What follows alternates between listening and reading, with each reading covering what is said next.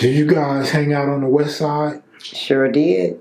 Where at? What areas? Well, I hung out in all areas, Bloods and Crips. Kev Mac video, you know, this is for sure. Kev Mac video, open your soul, represent your ghetto, baby. Because I was just a likable person, and who my daddy was, I was able to move. You know what I mean? I could move around. But before they got the label Bloods though, pre-Blood era, when the Crips on the west side first started, where did you guys hang out at on the west side? On 108th in Western. My auntie had a house across the street from Washington. Her name was Betty Riley. She was the first black advocate on the west side. And my cousin name was D'Artagnan and Latonia Curtis. From what you remember, what other areas did you guys hang at on the west side? Me? I hung everywhere. Sportsman Park? Oh, yeah. That was, well, you know, Gompers used to have on Friday nights dance night, just like Sportsman Park. At the Gompers, Sportsman Park had the little hip hop where we can go on Friday nights and party. Yes, that's true. Did you guys hang out at St. Andrews Park? Yes. Before the anger came into the gang intervention, we hung out in everybody's hood. Everybody got together. Wow. When did you meet Tookie? Well, I met Raymond first. And I met Tookie after him and my baby daddy was having a little confrontation. They were going to have a confrontation, but it was all smoothed out between both of them. How many kids do you have? I have 3. How many kids' fathers you have? I have 2. Okay. So Tookie, describe to me what type of guy Tookie was. Let me tell you something. And a lot of people got a whole different prospect than I do. I'm not Bonnie. I never tried to be his woman, but he went with my best friend. And Tookie was a big-ass baby.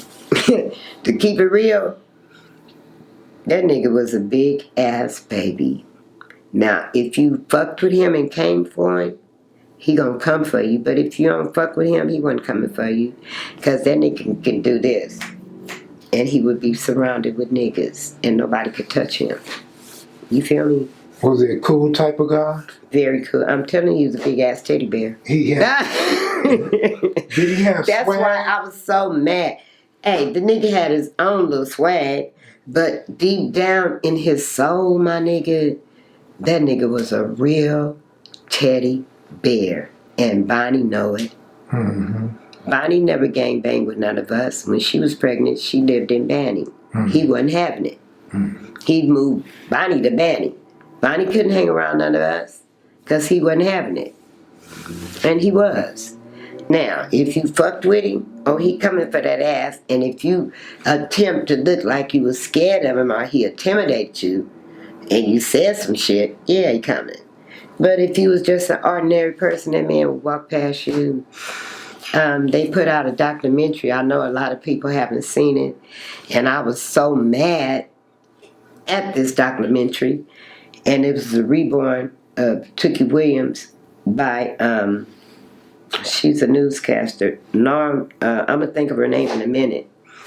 But they didn't, me, Sister Heron, and Bonnie is the only women on this documentary.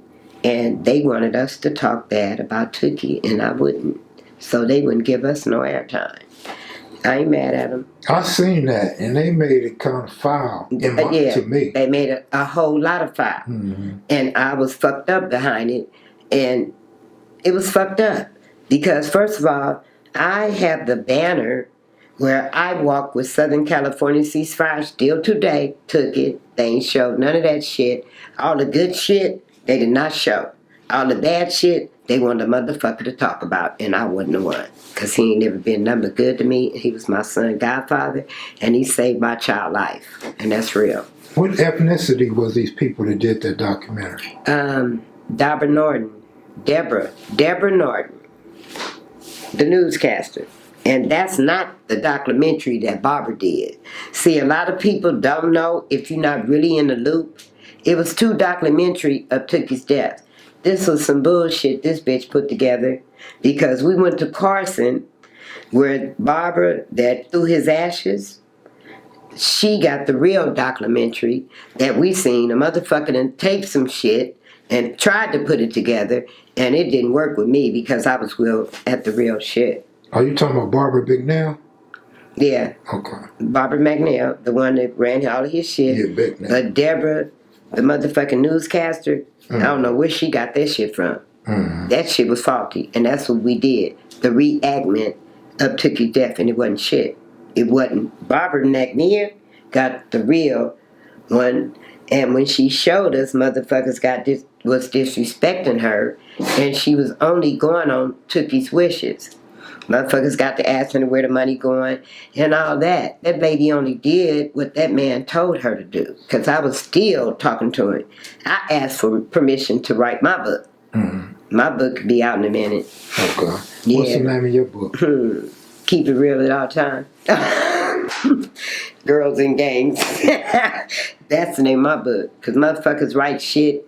Niggas got me in their book. Call and tell me, oh, you the only woman in my book. I ain't never read it. You ain't never told me about it. You know? So if you can't keep it real and you writing books and you selling books out of state, sell them here. You from here. Because when my book open up, I'm doing my shit here.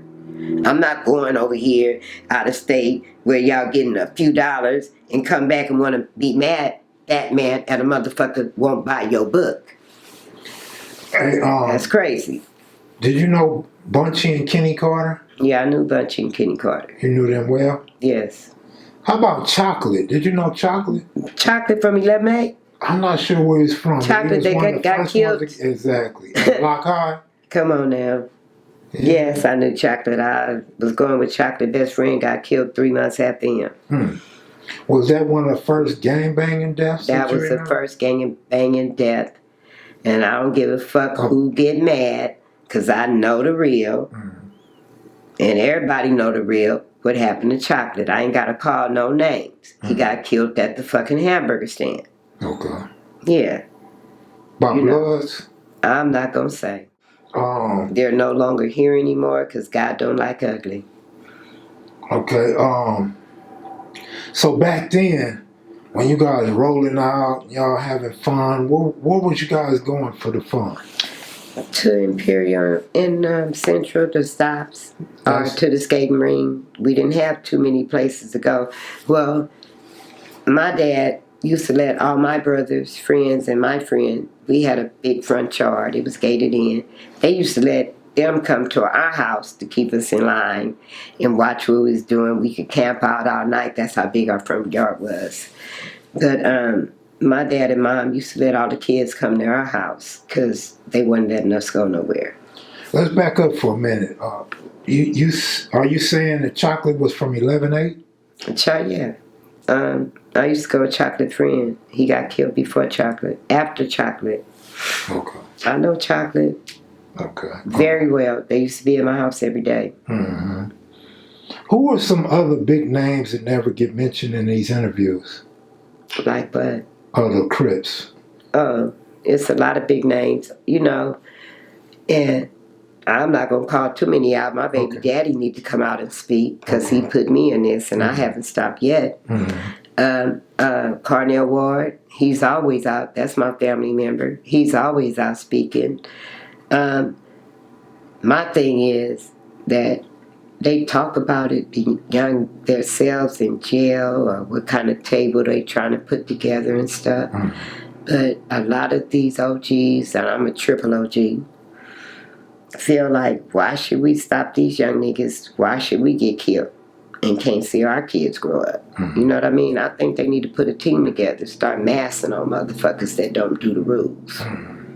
Somebody got to put some rules. The president done fucked us up. So now we got to govern our own neighborhoods. So we need to get together, women and men of each hood. This is how I feel personally. We need to get together, or whoever running the hoods, and have a meeting once a week and run our hoods. Since you say you hood, you know, and take care of our elders. Because I do it every day out of my pocket. Don't nobody give me a dime. I've been doing the work for 18 years. I do this out my pocket, selling food, doing toy giveaways, different shit.